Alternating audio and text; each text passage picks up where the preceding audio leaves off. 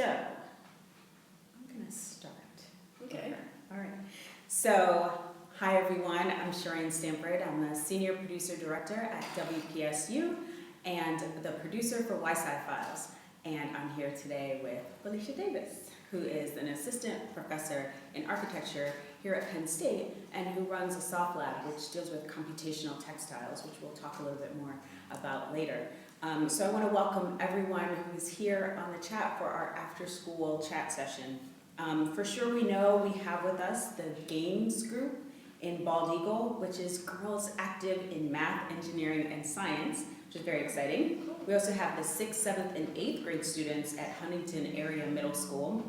We have 6th graders from Mount Nittany Middle School in State College, and thank you guys for coming back to the chat. We knew we had some problems last time. And also we have many other people who are just going to be joining us on the web. So please just send us your questions and feel free to let us know that you're here and we'll get started. So welcome, Felecia, for our third chat. It's nice to have you here. Thank you. It's a pleasure. So I'm going to start right away because we have a question. And this is from Chloe at Penn State. And one of the questions was, when did you realize that you wanted to have a career in STEM? And I know for you, it's about STEAM. So maybe you can talk about that and then just talk about how you knew you wanted to go into this line of work. Yeah, so Chloe, basically, I didn't know I wanted to go into STEM. Actually, I knew from a very young age that I wanted to go into architecture, but knew that architects had to understand a lot of math and engineering and technology. So I decided to do the technology part of architecture first and went into engineering schools. So it was something that I discovered over the course of talking to people in high school, trying to understand what architects did, and then finding out, oh, they did a lot of engineering, and that would be useful to know, and that probably my trajectory in architecture would be more than 4 years. It might be longer. So I decided to go for engineering first, and then certainly knew the whole time while I was in engineering school that I was going on to architecture. But just to check, because I think it's a really good question, just to see if I liked engineering, I did a summer job with an engineering firm.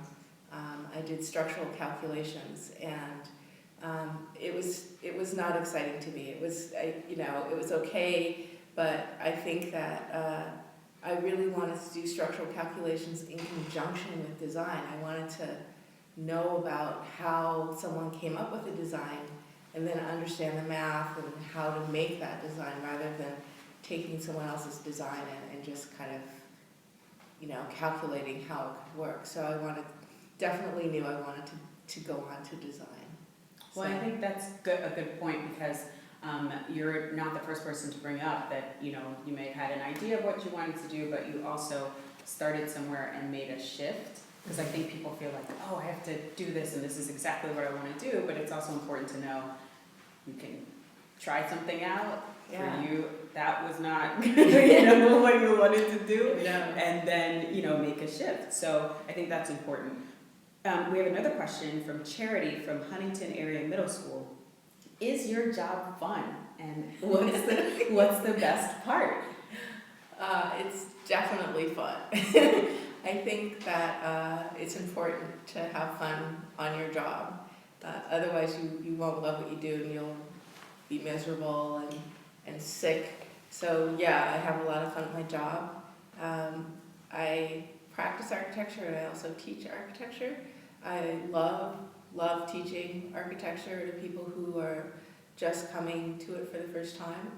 And I like it because essentially people have new questions and they make you think about things in a different way all the time. So yeah, I love my job. Yeah. And Hannah from Huntington Area Middle School says, where did you come up with the idea of the electric shirt? And I think it was in the video, you talked about how you could use stretch sensors to Yeah. monitor. So can you talk about, how those ideas come to you? Yeah. Actually, those ideas came to me by playing around with the material and understanding what they could do. So actually, I bought some material with me. I don't know if you can see this, but I'll hold it up and so you can see. But this material is actually a resistive yarn, and I had some resistive yarn and played with it with a microcontroller. And you can do this very easily yourself. You can go online. There are many do-it-yourself kind of projects online if you go to Arduino. And I was looking at the yarn and stretching it and playing with it, and saw that, wow, if you can change the resistance, you can tell that it's changing its shape, changing its size, and that you could use that for a lot of different things. So a lot of the ideas come from just like tactfully handling the material and playing around. And actually, most of the ideas come from playing around. So when the other person was talking about having fun, yeah, it's about having fun. Yeah, definitely. Good. So we have another question from Huntington Area Middle School from Ethan, who says, do you work with your sister? If not, what did she end up doing? Because in the video, you talk about how you guys used to be making things all the time. Okay, I didn't introduce my sister, Ethan, but I did talk about her. Her name's Audrey. My sister is a neonatologist, and she works with premature babies, people who have premature babies. So they're really tiny like this. And I went with her, and I've seen several times the things that she does. So we chose very different paths. Maybe the thing I can say is that we're both interested in science. My family is very interested and engaged in science, but I have to say also for myself and on my mother's side, my mom was a math teacher. She also loved art. So I'll tell my sister that you asked that. Yeah. What she's doing. Well, and it's also because it is healthcare too that is one of the things that you're interested in. So it seems like you guys do have that in common too. So Jillian from Games, which again is the Girls Active in Math, Engineering, and Science in Bald Eagle, says, what classes did you take in college and how many years did it take you to get where you are? A long time. But in college, I took the basic core engineering classes. So all the math classes, the physics class, statics, dynamics, we used to call it soil mechanics, all of the basic, kind of road engineering classes. And, but at the same time, I was also taking a lot of art history classes because I knew I was really wanting to go to architecture school. I took all the design engineering classes that were available. In design engineering, we designed a stove for one class. I remember we had to calculate how much heat output would come from the stove, and that was a lot of fun. But I also took a lot of studio art classes too. So I took pretty broad range of classes that were in both the arts and the sciences. I took a lot of geology because my soil mechanics class was really interesting, and I wanted to know more about how the earth was formed and what made these different kinds of rocks, and so it was pretty broad based. Well, that's good because everyone has also talked about that the strengths that you gain from the other kind of disciplines are important as well. But so. he also asked that how long it took, right? Mm-hmm. So it was like 4 years undergrad, then I would say it's 3 years for the master's, and then I did a PhD, and that was like, with family in between and stuff, that was like 8 years. So, but you shouldn't be put off by that because, it was, I would say, I see learning as a journey and as a process, and so it was a really fun process. Yeah, and I think, for different careers you can be in for as long as getting a PhD or not and stop along the way. So, so Gwyneth from Games wants to know, what other things could your designs help with? In the video, you give some examples of in healthcare. I guess Gwyneth wants to know, what are some other things that it could help with? I think healthcare is at the top of my mind because that's really where I've been dwelling with it.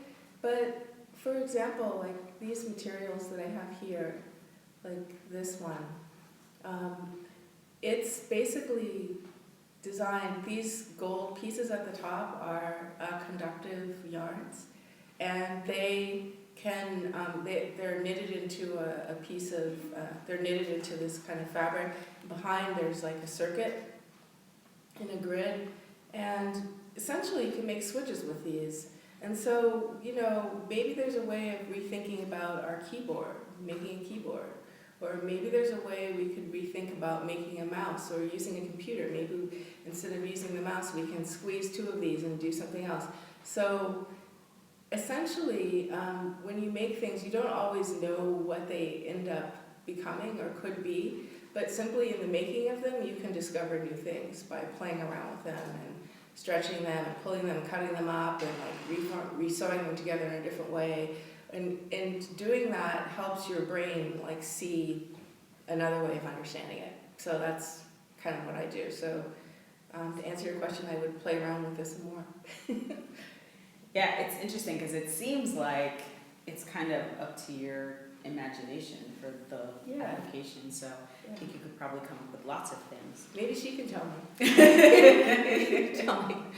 So we have a question from Lila. I'm not sure if she's from Gaines or the middle school, but Lila wants to know, what project do you think you failed on the most, and what did you learn? That's a really good question. That's a really good question. Yeah. Really good question. I would say probably one of the things that I'm worried about now, actually, on a project that we're working on now, it's a really tough project. We are trying to integrate solar fibers into the fabric, using weaving to make a tent that can charge your phone. And one of the things that we haven't been able to do yet is get our hands on the solar fibers yet, because a scientist here, I won't mention his name, is working on them. Fibers, but also the fibers take a long time to make. So we need thousands and thousands of yards of this fiber. And, right now they can pull so many feet of the fiber. So I'm worried about that. And, right now we're using fiber optics. And so there's all these variables that are up in the air with this tent. And it's making me worry, and it might fail because of all these variables. There might be something that we can't get in time. We're substituting fiber optic kind of threads for the photovoltaic fiber, and we might, the fiber optics might not behave in a similar enough way to the photovoltaics. So we will see what happens. But if it does fail, then we will have learned all these things. And so, potentially that's a big fail that is upcoming, but we'll see. I don't know. We'll see. Yeah, I thought that was a really great question. Yeah. Lily from Mount Nittany Middle School wants to know which scientists or artists have been an inspiration to your success? I love the architect Juhani Palasma. He's a Finnish architect, and I love the work of Oliver Aalto, who's also in Finland. And I think the reason that they were so influential to me is because Juhani Palasma wrote back in the 90s when all these computers were coming online, and architects were able to make these really beautiful renderings that look like you could just be be there. So he started to get really worried about that because he was saying that even though it looks like you can be there, in other words, our eyes are seduced by all this stuff, you couldn't actually be there. And so architecture was starting to get made by how it looked. And so he was really worried about that. And so he really inspired me. He wrote a book called The Skin of the Eyes. And what he was trying to say was that architecture is made not only through vision, but also things that you touch, things that you use, things that you smell, things that you feel on your skin. So it's all these other senses that are involved. So that was really influential to me, like all along. And so I think he really influenced my work. And when I had the opportunity to go to Finland, I went to see the work of Oliver Aalto, and his work uses these incredible natural materials, some of which you can smell, some of which you can see, just, shiny things, matte things. So there's a real sensuousness to being in this architect's work that I liked, and it was complicated, and it couldn't be easily explained, right away. You didn't get it right away, and so I love that. Yeah, you helped me think completely differently about architecture, just in the work that you do. So I think that is, for me, it's just been eye-opening of the different ways that you can think about it. And I think for a lot of people who've seen the video. So Shivani at Mount Whitney Middle School wants to know, what was your favorite class as a kid? Hi, Shivani. I think my favorite class as a kid was, I liked math, and I also liked art and painting, drawing. So those two things together, I would say, were my favorite classes. I loved making things with my hands and seeing the kind of outcome. So I would say it's two classes, actually. It was never one, it was two. Yeah, I really liked math. And I would say there's a particular kind of math I loved. I loved geometry. Oh my God. Oh my goodness. I love geometry, and one of the reasons I love geometry because I was always making different kind of geometric shapes and folding paper and looking at lines on paper and trying to figure out, like, if you did this, you get the shape. And so that also showed up in my architectural work as well. So yeah, geometry I think of it as a very artistic kind of math. If you talk about it that way. So we also have Delta middle level here with us, which is very exciting. So Keaton at Delta wants to know, why do you do what you do? You could have done so many things. I could have done so many other things, Keaton. Yeah. How did I end up doing this? What happened? No, actually, it's why do I do what I do? Because I think, for two reasons. One, it's really, I enjoy it. And two, I think I can make a contribution to people's lives just to make things better here. And so that's one of the main reasons I do what I do, is because I don't want to just come here and sit and take up space, hang out. I would like to, do something for people and have a conversation with people and see if we can do something about some of the problems that we have. So there are so many different problems. When you actually start working on problems, you think the one that you're working on is really tiny and insignificant. It may be so, but it's important to work on it, at least for me. So that's great. Lily at Mount Whitney Middle School says, Carolina and Elena both talked about how teamwork and communication are important. How do these factors play a role in the work that you do? Yeah, Lily, good question. Teamwork is absolutely essential to these projects, especially with computational textiles, because they require you to know so many different skills to make one project that it's impossible. So, I work with computer scientists to help with some of the complicated programming. I work with engineers to help with some of the electronic aspects of it. Sometimes they're beyond do-it-yourself, and I have questions about how to manage that so the stuff doesn't go up in flames and we're left with flaming textiles. But absolutely, teamwork is critical. There's no way that I would be doing computational textiles without kind of assembling a team or talking to people. You don't always have to have the team with you 100% of the time, but you might beam in to work with a computer scientist for a couple days, and they help you solve your your data flow problem, and then you beam out, and then you got your program working, and then you beam to the engineer because now the program sends too much electricity through something, so you have to change another piece, but you don't know how to do it. So you ask them how you could do it, have they seen anything like this?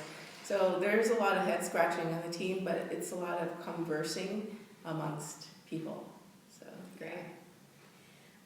Kate at Mount Knitting Middle School wants to know, what do you consider your best or favorite creation and why? Oh, that's tough.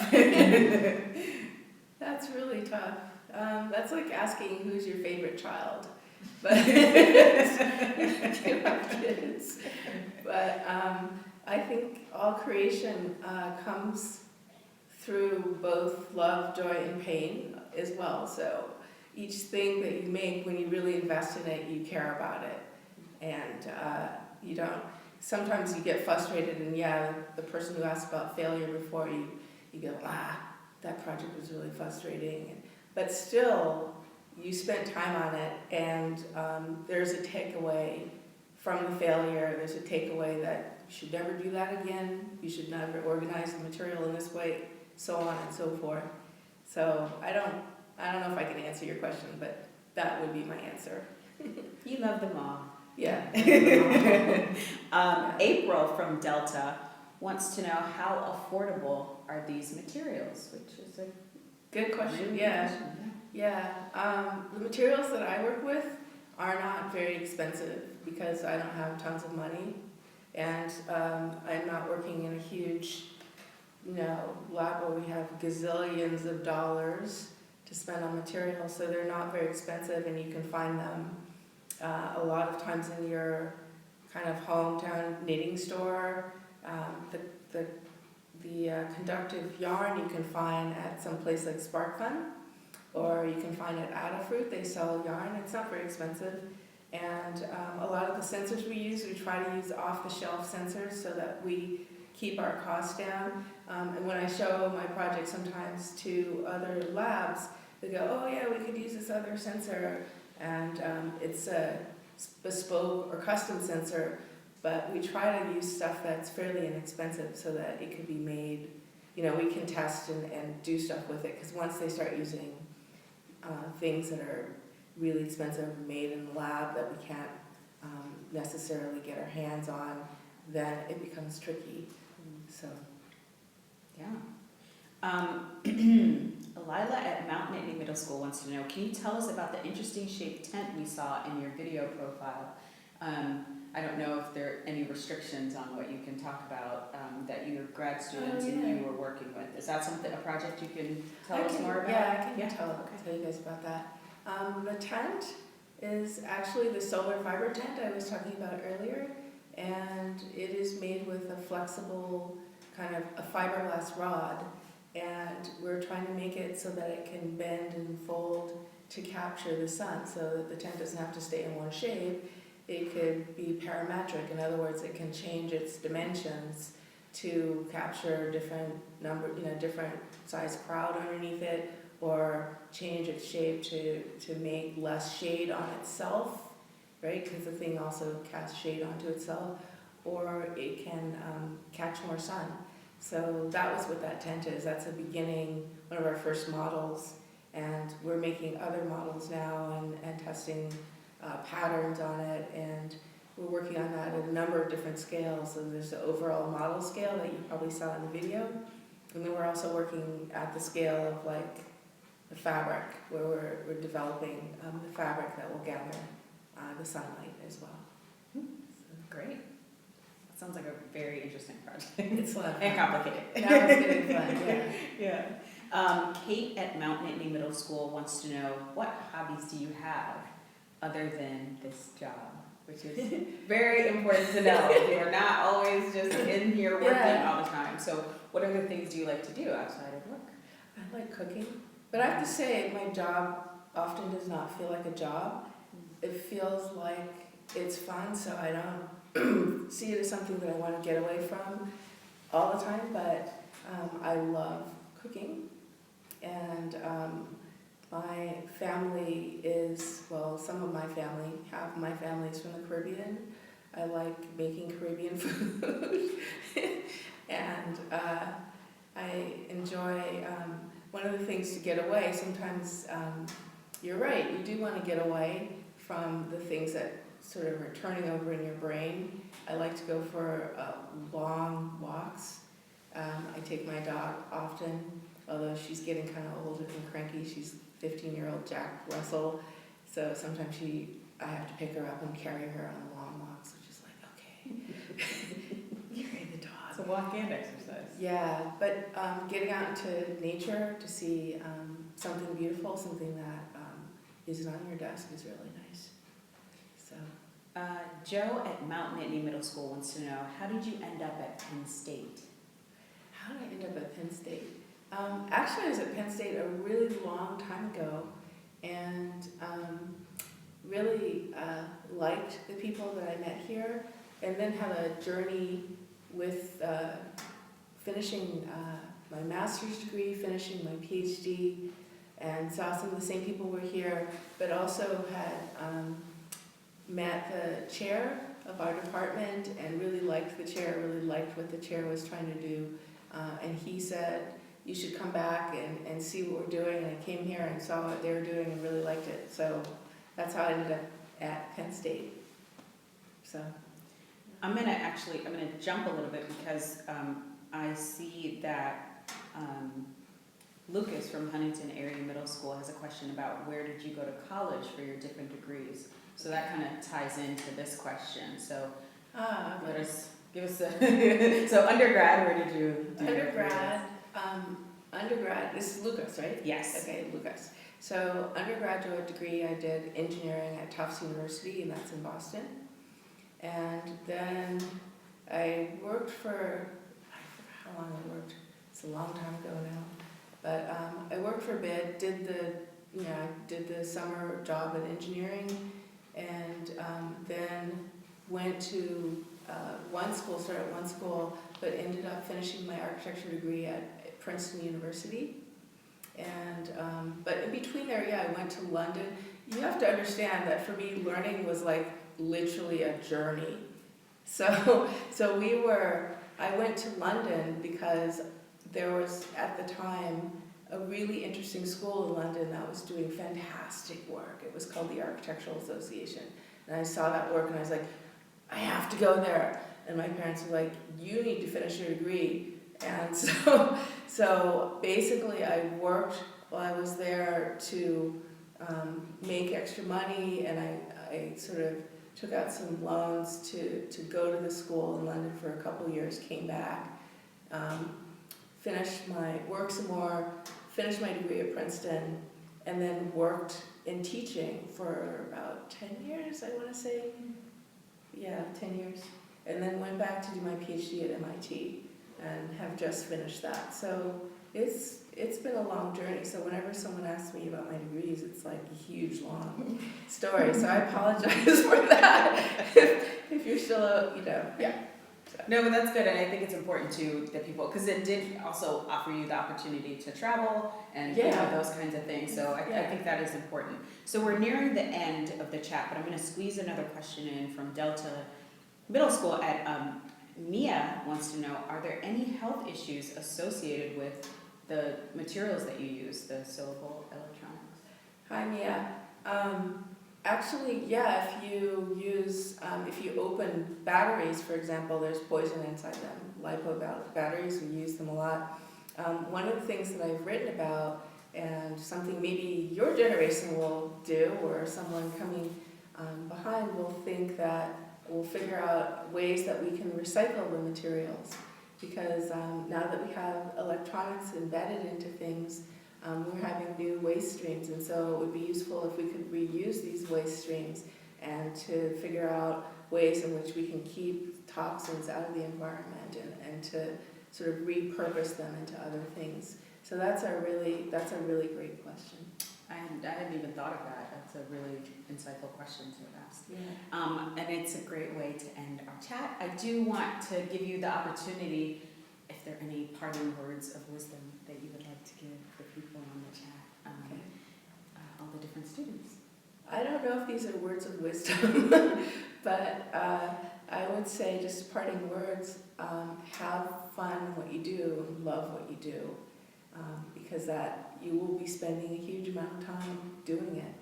So it's really hard to give back something if you're not kind of joyous about it and have the extra energy to do that. So I think that's my parting word. Thank you, Felecia, for joining us. It's a pleasure. And I certainly want to thank all the students who were with us. The Gaines group in Bald Eagle, also the 6th and 7th and 8th graders at Huntington Area Middle School, the 6th graders at Mount Nittany Middle School, and the Delta Middle. We're so happy that you guys were able to join us. And the next chat will be next Tuesday, March 7th, with Michelle Orner, who is the quality manager at the creamery. So she gets to eat ice cream as part of her job. So that is Nice. next Tuesday, March 7th Come to that. at 6:30 p.m. Eastern. So we look forward to having you guys on the chat. And thank you guys so much. I'm sorry we couldn't get to all of your questions, but we will certainly follow up and maybe you can answer the questions, we'll Yeah. send it to them. So thank you guys. Bye-bye. Bye.